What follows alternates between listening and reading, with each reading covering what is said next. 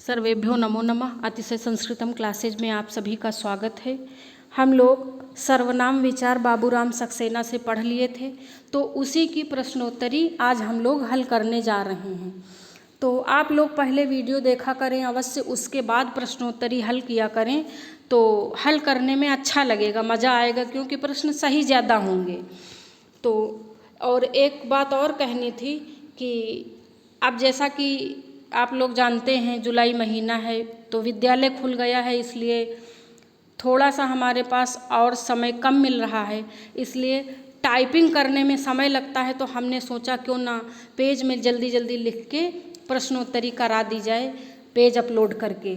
तो आप लोग देख लें, अगर हमारी राइटिंग आप लोगों की समझ में आती है तो आप लोग अपने विचार अवश्य हमें बताएं कमेंट करके कि अगर राइटिंग ठीक ठाक लग रही हो और आपको कोई दिक्कत ना हो तो हम पेज पर लिख के उस पेज को अपलोड करके प्रश्नोत्तरी कराएं, क्योंकि उसमें हमारा समय बच जाता है।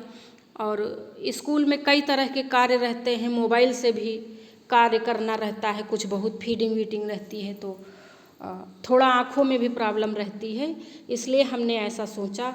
बाकी आप लोग बताएं क्या किया जाए इस पे। तो चलिए प्रारंभ किया जाए। पहला प्रश्न है, कति सर्वनामानि, सर्वनाम कितने हैं?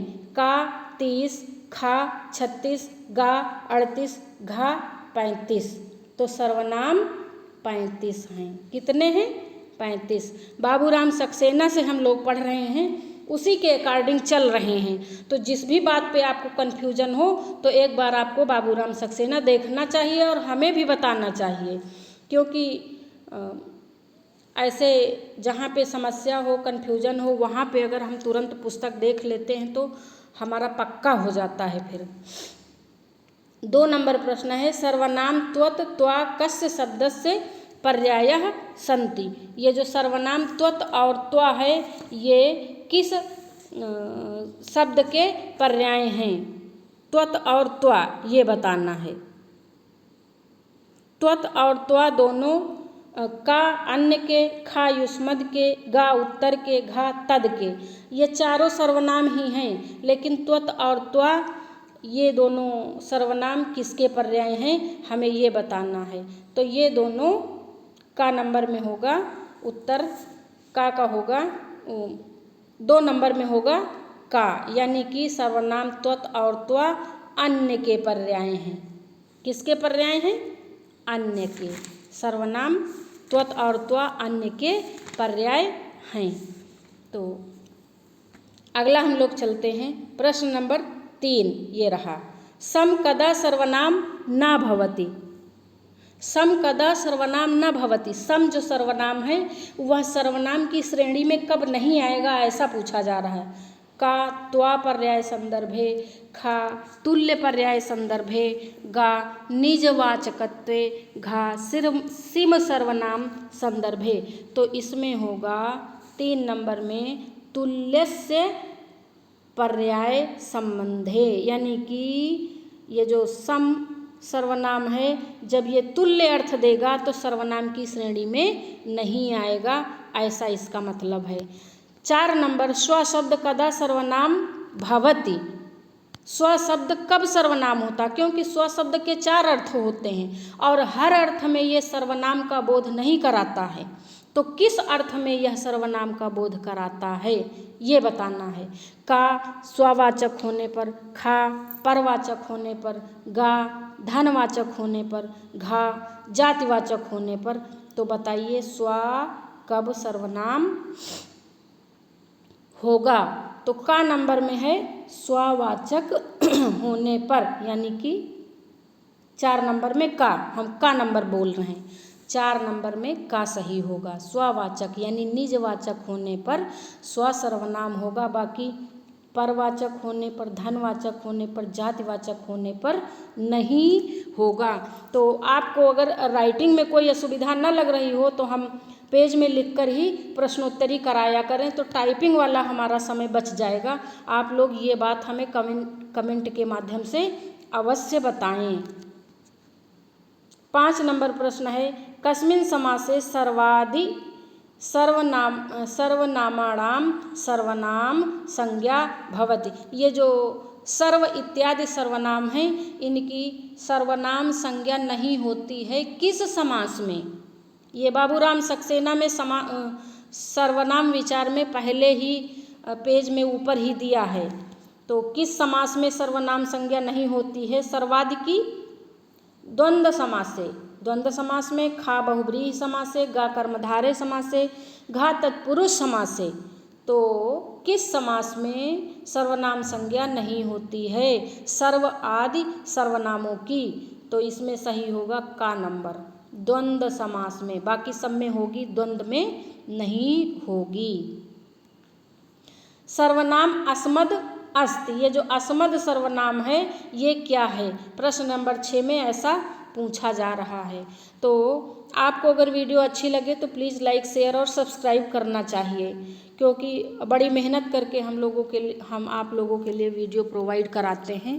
कम से कम एक लाइक आपको करना चाहिए।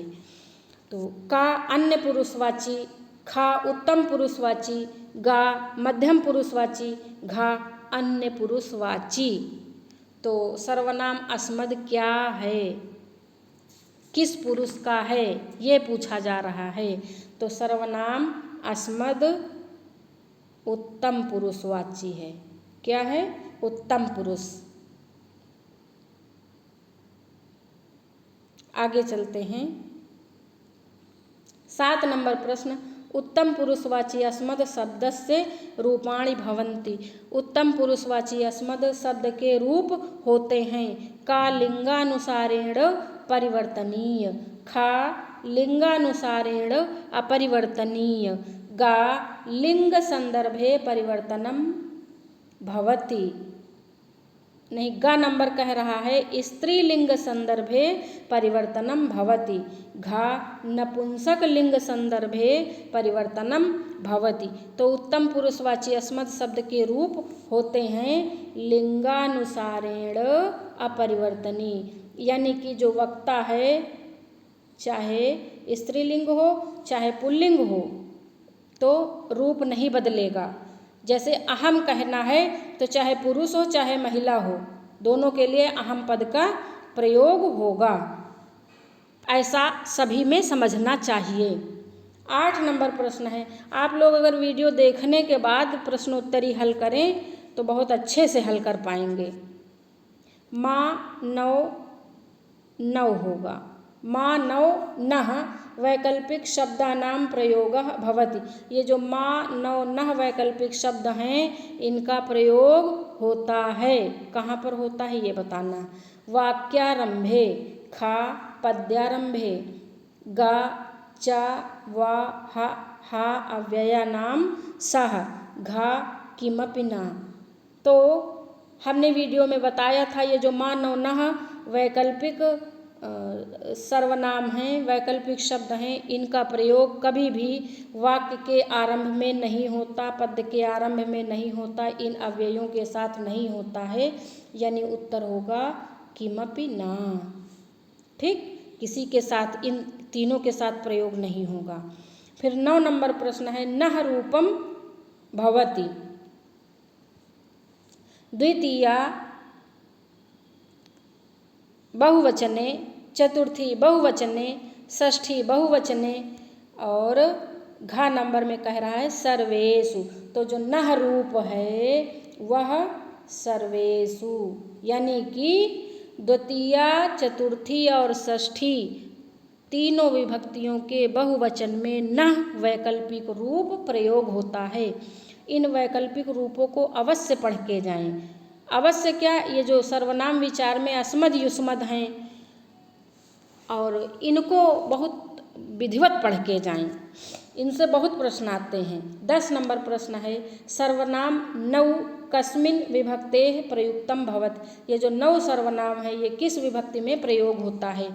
अगर आप लोग जो है वीडियो देखें उसके बाद प्रश्नोत्तरी हल करें तो अच्छे से कर पाएंगे। का द्वितीया द्विवचने, खा चतुर्थी द्विवचने, गा षष्ठी द्विवचने, घा सर्वेषु। तो 10 नंबर में क्या होगा, 9 शब्द कहाँ पर प्रयुक्त होता है, सर्वेषु, यानी कि द्वितीया में भी प्रयुक्त होता, चतुर्थी में भी प्रयुक्त होता, षष्ठी के द्विवचन में भी प्रयुक्त होता है, इसलिए सर्वेषु घ नंबर का आंसर सही हो जाएगा। फिर 11 नंबर प्रश्न है माम माँ सर्वनामयोः विभक्ति। माम और माँ इन सर्वनामों की विभक्ति कौन सी है, विभक्ति बतानी है। का षष्ठी एक वचन, खा षष्ठी द्विवचन, गा चतुर्थी एक वचन, घा द्वितीया एक वचन। 11 नंबर में बताएं क्या होगा। तो 11 नंबर में द्वितीया का एक वचन का रूप है, जिसमें माँ मुख्य रूप है और माँ वैकल्पिक रूप है। माँ नौ नह में नौ नह में नौ नह। 12 नंबर प्रश्न है मध्यम पुरुषवाची अस्ति। मध्यम पुरुषवाची है। का अस्मद, खा युष्मद, गा भवत, घा खा और गा दोनों। तो इसमें क्या होगा, तो अस्मद तो उत्तम पुरुषवाची है इसलिए ये नहीं होगा, और भवत अन्य पुरुष यानी कि प्रथम पुरुषवाचक है इसलिए ये भी नहीं होगा, और घा भी नहीं होगा क्योंकि खा और गा दोनों अलग अलग हैं, नहीं हो सकता। इसलिए मध्यम पुरुषवाची युष्मद खा नंबर उत्तर सही होगा। अगला प्रश्न है 13 नंबर का प्रश्न है इदम सर्वनाम प्रयुक्तो भवति। यह जो इदम सर्वनाम है यह प्रयुक्त होता है। 13 नंबर में बताना है। इदम ये जो सर्वनाम है, इदम, एतद, तद, अदस, ये चारों सर्वनाम आपके टीजीटी में लगे हैं, अन्य परीक्षाओं में भी लगे हैं। इन्हें तो बहुत अच्छे से पढ़ना चाहिए क्योंकि ये तो मुख्य हैं, और चाहे परीक्षा में लगे हों या न लगे हों, जब आप पढ़ाने के लिए जाएंगे तो ये रूप पुस्तकों में रहते हैं हाई स्कूल इंटर में, तो आपको आने ही आने चाहिए। तो इदम सर्वनाम प्रयुक्तो भवति। का सन्निकृष्टम, खा समीपतरवर्ती, गा विप्रकृष्टम, घा परोक्षे। किस लिए प्रयुक्त होता, किस अर्थ में, तो सन्निकृष्टम यानी कि पास के लिए। इदम, इदमस्तु सन्निकृष्टम, ऐसे एक श्लोक है ना, हमने वीडियो में बता रखा है। एतत् सर्वनाम प्रयुक्तो भवति, ये जो एतत् सर्वनाम है यह प्रयुक्त होता है सन्निकृष्टम परोक्षे विप्रकृष्टम समीपतरवर्ती। तो 14 नंबर में बताना है कि एतत् सर्वनाम का प्रयोग हम कब करते हैं।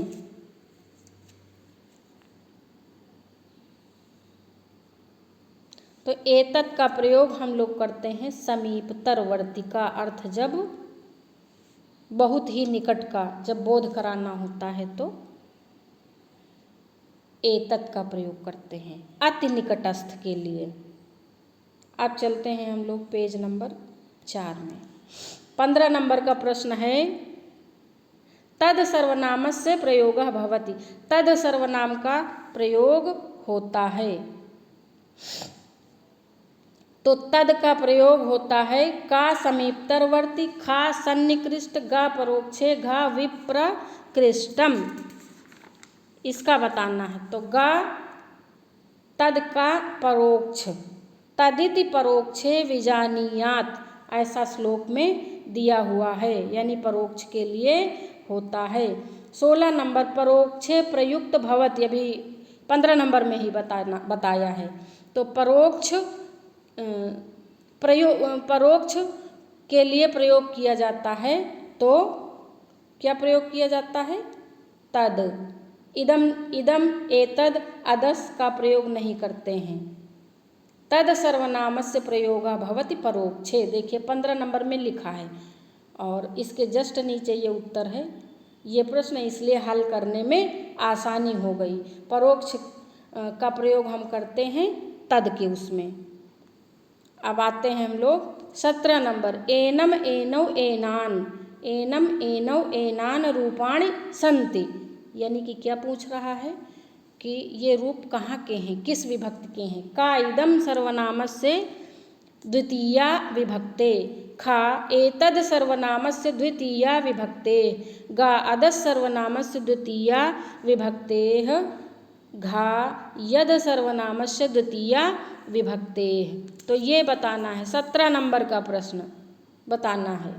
एनम एनौ एनान, तो इसमें 2 उत्तर सही होंगे। इदम सर्वनामस्य द्वितीया विभक्तेः, ये भी सही होगा। और एतद् सर्वनामस्य द्वितीया विभक्तेः, ये भी सही होगा। ये दोनों उत्तर सही हैं। और अदस् सर्वनामस्य द्वितीया विभक्ते नहीं होगा, अदस् का नहीं होगा। अदस् का तो असौ अमु अमु इस टाइप से चलता है।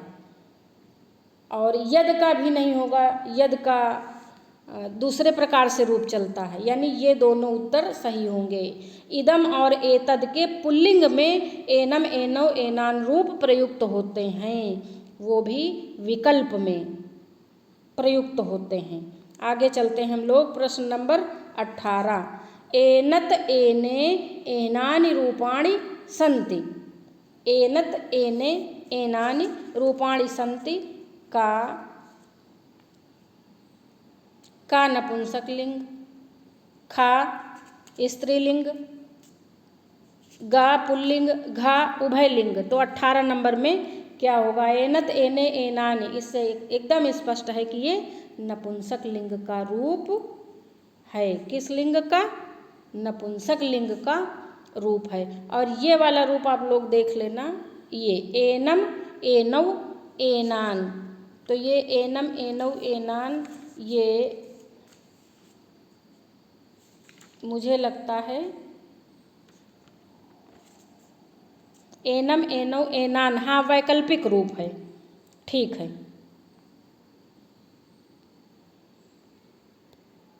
अगला आते हैं हम लोग पेज नंबर 5 पे। 19 नंबर प्रश्न है, अमी शब्दः अस्ति। अमी शब्द है का अदस् वह। अदस् शब्द का अर्थ है वह। पुल्लिंग खा अदस् स्त्रीलिंग, गा यद नपुंसक लिंग, घा अदस् नपुंसक लिंग। तो ये जो अमी शब्द है ये किस लिंग का है? 19 नंबर। अदस् है का नंबर, यानी कि अदस् पुल्लिंग का रूप है।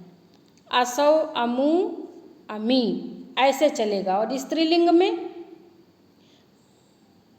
अमूह होगा, बहुवचन में, प्रथमा के बहुवचन में अमूह होगा। असौ अमु अमूह ऐसा स्त्रीलिंग में चलेगा। और अदह अमु अमूनि नपुंसक लिंग में चलेगा।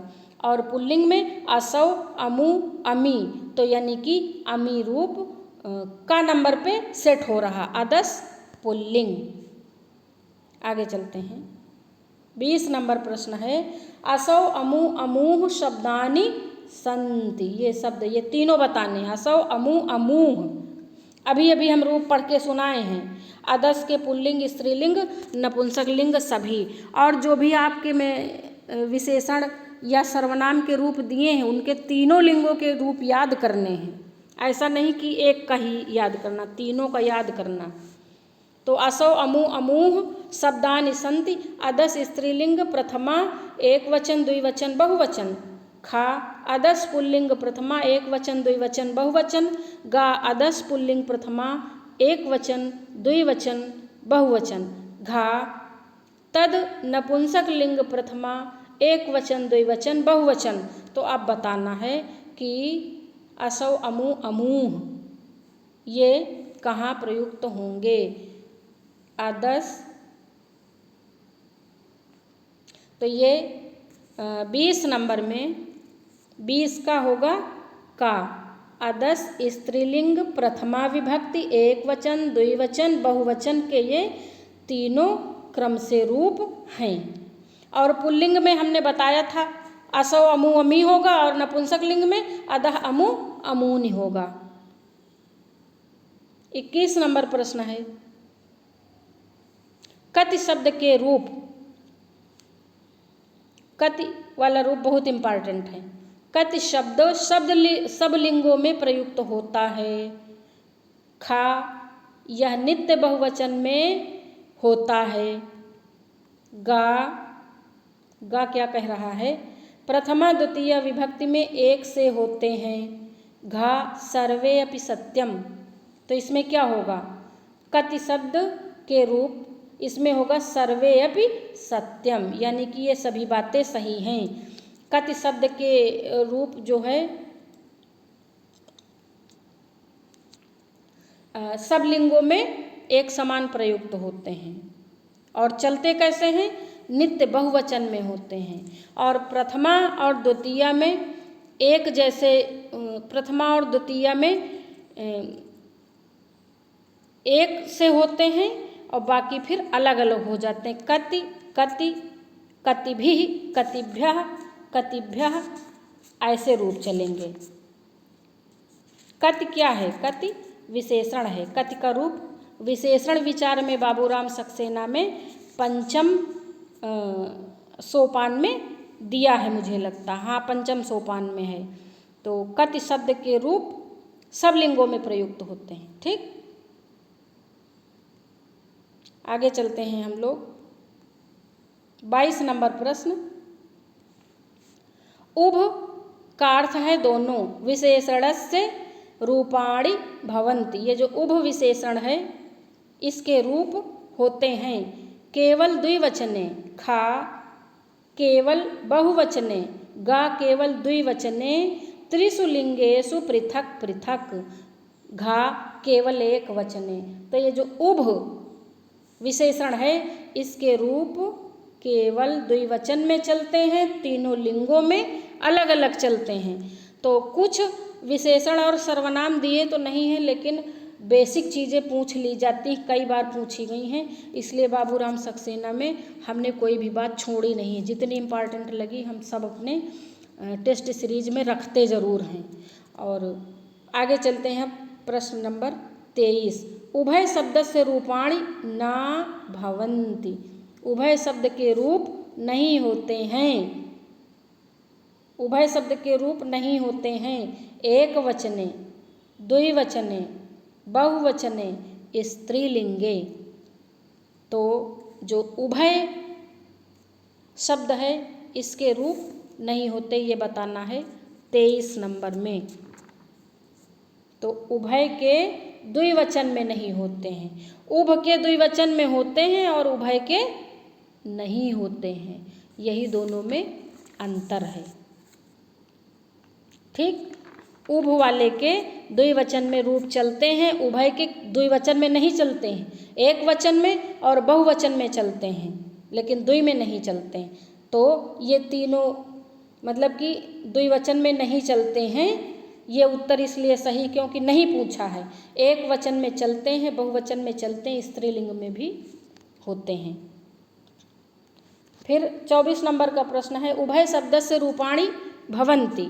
जो उभय शब्द है उसके रूप होते हैं का पुल्लिंगे, खा स्त्रीलिंगे, गा नपुंसक लिंगे, घा सर्वे, मतलब सभी में होते हैं। 24 नंबर का प्रश्न है सर्वे, यानी कि स्त्रीलिंग, पुल्लिंग, नपुंसक लिंग तीनों लिंगों में चलते हैं, लेकिन तीनों लिंगों में तो चलते हैं और लेकिन द्विवचन में नहीं चलते हैं। चलेंगे तीनों लिंगों में, द्विवचन को छोड़ के एक वचन और बहुवचन में तीनों लिंगों में उभय के रूप चलते हैं, उभ के केवल द्विवचन में चलते हैं। और 25 नंबर प्रश्न लास्ट प्रश्न है, सर्व शब्द से रूपाणि भवन्ति। सब सर्व शब्द के रूप होते हैं पुल्लिंगे, खा स्त्रीलिंगे, गा नपुंसक लिंगे, घा स्त्रीलिंग, पुल्लिंग, नपुंसक लिंग, सर्वेषु वचनेषु। तो 25 नंबर में क्या होगा? 25 नंबर में घा होगा ना, स्त्रीलिंग, पुल्लिंग, नपुंसक लिंग, सर्वेषु वचनेषु, यानी कि घा नंबर उत्तर हमारा सही है। स्त्रीलिंग, पुल्लिंग, नपुंसक लिंग सभी लिंगों में सर्व शब्द के रूप होते हैं, सभी वचनों में होते हैं। ठीक, तीनों ये तीनों सही हैं, इसलिए घा नंबर सही है। अब 26 नंबर क्वेश्चन और ये लास्ट क्वेश्चन है, मध्यम पुरुषवाची युष्मद शब्द से रूपाणि भवन्ति। मध्यम पुरुषवाची युष्मद शब्द के रूप होते हैं लिंगानुसारेण परिवर्तनीय, लिंगानुसारेण अपरिवर्तनीय। लिंग स्त्रीलिंग संदर्भे परिवर्तनम भवति, नपुंसक लिंग संदर्भे परिवर्तनम भवति। तो मध्यम पुरुषवाची जो चाहे युष्मद हो चाहे अस्मद हो, दोनों के रूप लिंग के अनुसार अपरिवर्तनीय होते हैं, लिंग के अनुसार अपरिवर्तनीय। वक्ता और श्रोता चाहे पुल्लिंग हो चाहे स्त्रीलिंग हो, लेकिन रूप नहीं बदलेंगे, वही चलेंगे। चाहे तुम लड़की हो चाहे तुम लड़का हो, कोई अंतर नहीं, यानी लिंग के अनुसार अपरिवर्तनीय। तो आज की प्रश्नोत्तरी कैसी लगी हमें अवश्य बताएं। लाइक शेयर और कमेंट आपको करना चाहिए, और ये भी हमें अवश्य बताएं कि टाइपिंग में ज़्यादा सही है या फिर कॉपी में लिखकर हम जैसे आज बनाए हैं। अगर आप लोगों को कोई समस्या ना हो तो समय कम रहता है और हमारे ऊपर काफ़ी बर्डन है, तो आप लोग चाहें तो हम ऐसे ही कराएं, हमारा भी समय बचेगा और आपका भी। तो आज यहीं तक, धन्यवाद।